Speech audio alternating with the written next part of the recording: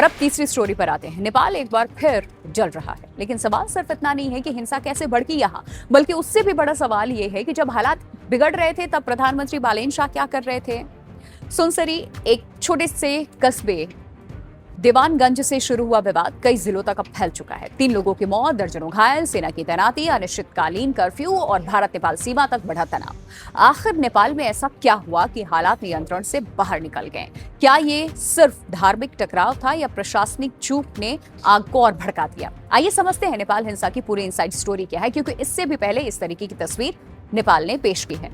नेपाल एक बार फिर सांप्रदायिक तनाव और हिंसा की चपेट में है। भारत के बिहार से सटे नेपाल के सुनसरी जिले के दीवानगंज से शुरू हुआ विवाद अब मध्य और कोशी प्रांत के कई जिलों तक फैल चुका है। हालात इतने गंभीर हो गए कि प्रशासन को कई शहरों में अनिश्चितकालीन कर्फ्यू लगाना पड़ा, पुलिस ने गोली चलाई, सेना को तैनात करना पड़ा और अब तक कम से कम 3 लोगों की मौत हो चुकी है। इसमें सबसे बड़ा सवाल यही कि आखिर शांति से चलने वाला नेपाल अचानक हिंसा की आग में कैसे झुलस गया। हिंसा की शुरुआत रविवार रात सुनसरी जिले की दीवानगंज ग्रामीण नगरपालिका के कप्तानगंज इलाके से हुई। यहाँ 2 अलग अलग समुदाय के धार्मिक कार्यक्रम चल रहे थे। रिपोर्ट्स के अनुसार देखिए, विवाद लाउडस्पीकर के इस्तेमाल, धार्मिक झंडों और कांवड़ यात्रा के दौरान हुए तनाव से शुरू हुआ। शुरुआत में ये मामूली कहासुनी थी, लेकिन देखते ही देखते दोनों समुदाय आमने सामने आ गए। पत्थरबाजी और फिर झड़प शुरू हुई तो पुलिस को हस्तक्षेप भी करना पड़ा। पुलिस ने पहले भीड़ को समझाने की पूरी कोशिश की, फिर आंसू गैस के गोले छोड़ने पड़े और आखिरकार गोलियां भी चलानी पड़ी। यहाँ इस गोलीबारी में तब 2 लोगों की मौत हो गई, जबकि कई लोग और सुरक्षाकर्मी घायल भी हुए और यहीं से हिंसा ने पूरे इलाके को अपनी गिरफ्त में लेना शुरू कर दिया और भड़क गई हिंसा।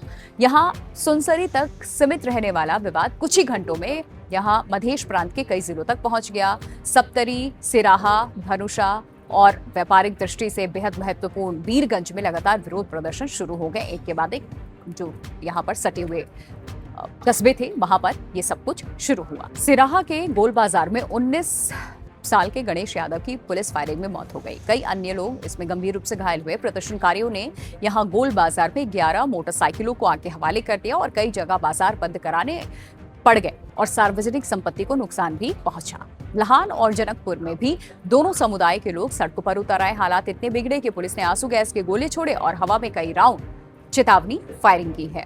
और स्थिति को देखते हुए प्रशासन ने सिराहा, धनुषा, वीरगंज, सुनसरी और जनकपुर के कई इलाकों में अनिश्चितकालीन कर्फ्यू लगा दिया। वीरगंज में 5 या उससे अधिक लोगों के इकट्ठा होने पर रोक लगा दी गई। रैली, धरना और सार्वजनिक सभाओं पर प्रतिबंध लगा दिया गया। भारत नेपाल सीमा से जुड़े कई संवेदनशील मार्गों पर सुरक्षा बढ़ा दी गई। ईस्ट वेस्ट हाईवे के कई हिस्सों में आवाजाही नियंत्रित भी की गई है। हालात बिगड़ते देख नेपाल सरकार को सेना भी तैनात करनी पड़ी ताकि हिंसा और यहाँ पर ना फैल जाए। अब विपक्ष का यहाँ आरोप है कि प्रधानमंत्री बालेन शाह ने शुरुआती दिनों में हालात की गंभीरता को समझा ही नहीं। आरोप ये लगाया जा रहा है कि हिंसा शुरू होने के 4 दिन के बाद प्रधानमंत्री ने सुरक्षा अधिकारियों के साथ बैठक की, जबकि राष्ट्रीय सुरक्षा परिषद की बैठक 5वें दिन बुलाई गई है। अब विपक्ष का कहना है कि अगर शुरुआत में स्थानीय जनप्रतिनिधियों और सामाजिक संगठनों और फिर दोनों समुदाय के नेताओं के साथ संवाद किया जाता तो हिंसा को फैलने से रोका जा सकता था, जो अब हाथ से बाहर है। पूर्व प्रधानमंत्री पुष्प कमल दहल सहित कई विपक्षी नेताओं और मानवाधिकार कार्यकर्ताओं ने सरकार की प्रतिक्रिया को धीमा और अपर्याप्त बता दिया। हालांकि हिंसा बढ़ने के बाद प्रधानमंत्री बालेन शाह ने देशवासियों से शांति बनाए रखने की और अफवाहों से बचने की भी अपील की है कि ऐसे चीजों पर ध्यान न दें।